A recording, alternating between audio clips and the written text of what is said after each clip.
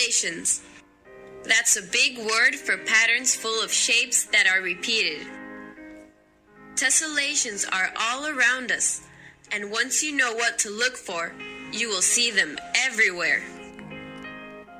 People have used patterns throughout history to add beauty to the things they create, from buildings to quilts. You can find tessellations in the design of an iron gate. You see them in brightly colored tiles used in the bathrooms and kitchens of homes. Tessellations are found all over the world. Many cultures use designs made of repeating shapes. There are patterns in woven rugs made by the Navajo Indians, and in carved wooden screens made by the Japanese, as well as on the outside of a mosque in Afghanistan and a castle in Spain. What exactly is a tessellation? It is a shape that repeats itself, filling the surface without any gaps. The shapes fit together like a puzzle, without overlapping. The word comes from tessella, an ancient Roman word meaning square tile, like the ones used in Rome many years ago to create mosaics. A mosaic is a picture made up of many pieces of stone or tile. Only certain shapes can be used in tessellations, such as squares and triangles. Hexagons, shapes with 6 sides, can also be used. These shapes are all called polygons, which means they have 3 or more straight sides. The sides must all be equal in length, and the shapes should be about the same size for the tessellation to work. Some shapes don't work at all. For example, circles. Try putting coins together on a table. There will be spaces between the coins, so that is not a tessellation.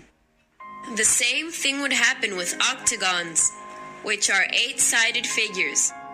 So you can't make a tessellation out of stop signs either.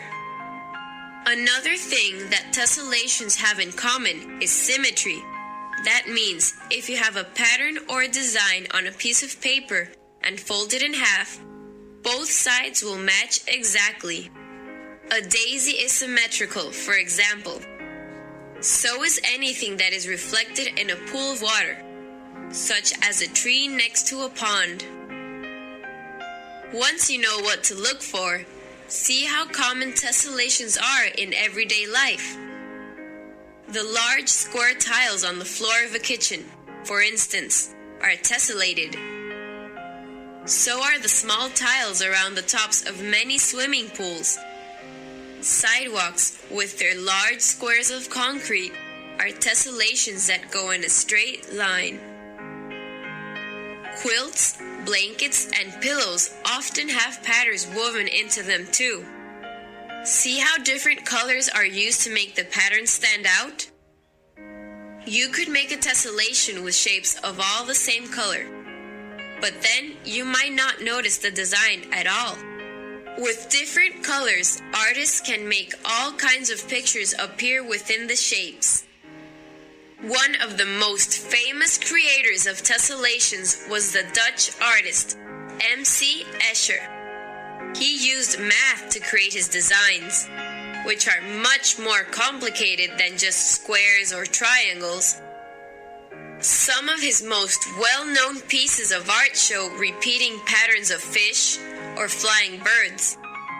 Sometimes it is hard to see what is in one of Escher's drawings until you stand back and look at it a different way. Escher traveled throughout Italy, Spain, and Switzerland during his life. He was inspired to start drawing tessellations by a castle he saw in Spain, with patterns on the walls and ceilings.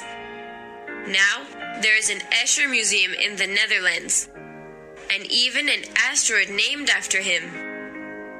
There are also tessellations that occur in nature. Look at the designs on some leaves and flowers. Butterflies often have wing patterns that tessellate. The best example of a tessellation found in nature is made by bees. That's right. A honeycomb inside a beehive is made up of many little hexagons.